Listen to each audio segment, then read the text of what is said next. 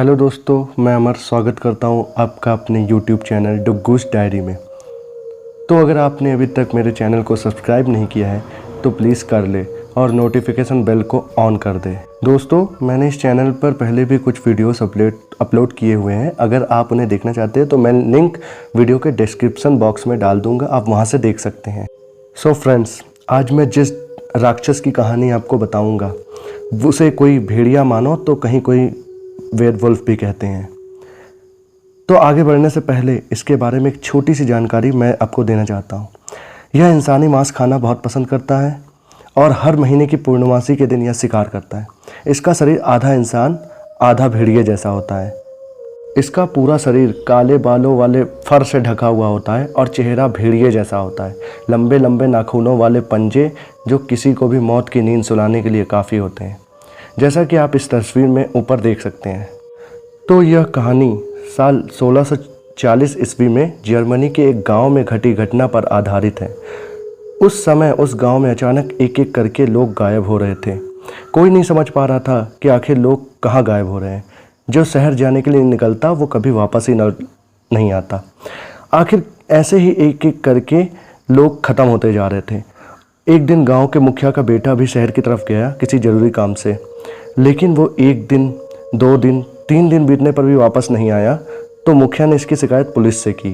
Police ने काफ़ी छानबीन की लेकिन उन्हें कुछ पता नहीं चल पाया। तब जर्मनी की सरकार ने एक स्पेशल टीम इस काम को करने का जिम्मा सौंपा।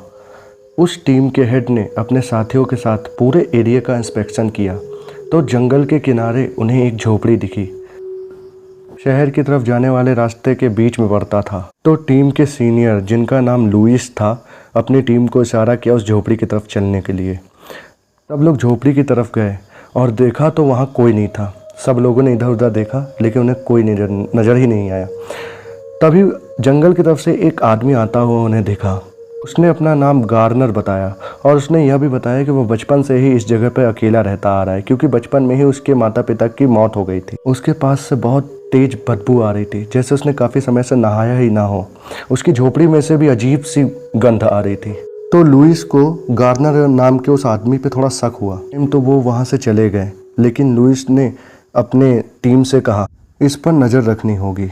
ये कहकर वो लोग झोपड़ी से दूर थोड़ी दूर पर जाकर उस पर नज़र रखने के लिए छुपकर देखने लगे।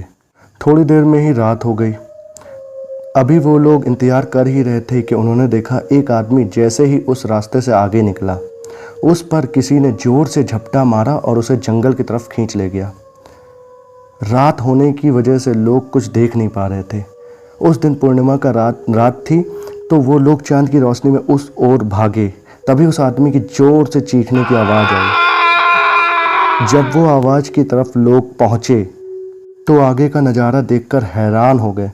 उस आदमी को एक राक्षस जैसा आदमी, जो बिल्कुल किसी भेड़िए जैसा हो, बुरी तरह से नोच नोच के खा रहा है।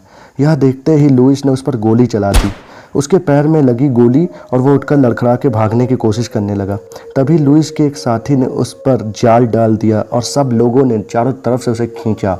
वो जाल भी फाड़ देता कि तभी लुइस ने उस पर एक और गोली चलाई, जिससे वो ज़मीन पर गिर गया और देखते ही देखते एक इंसान में बदल गया।